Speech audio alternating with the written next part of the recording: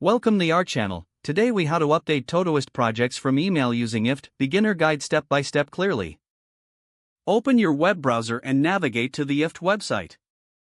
Sign in to your IFTTT account or create a new one if you don't have an account.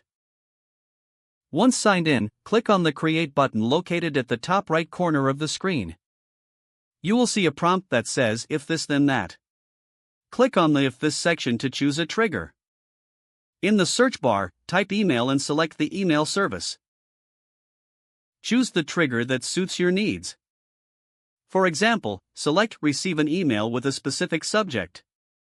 Enter the specific subject line you want to use for updating your Todoist projects. Now, click on the Then That section to choose an action. In the search bar, type Todoist and select the Todoist service. Choose the action you want to perform, such as create a new task.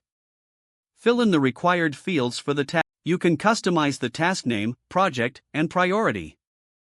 After entering your task information, click on the Create Action button. You will now see a summary of your applet. Click on the Finish button to save your applet. To test your setup, open your email client and send an email with the specified subject line. Go back to IFTTT and check if the task appeared in your Todoist account.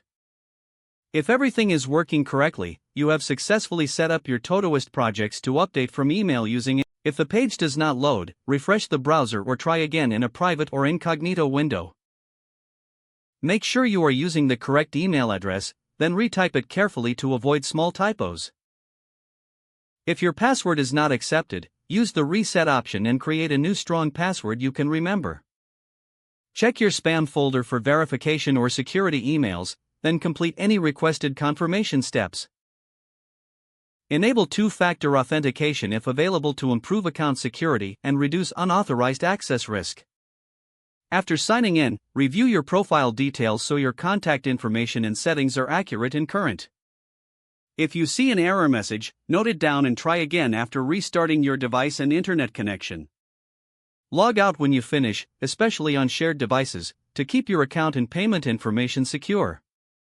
If the page does not load, refresh the browser or try again in a private or incognito window.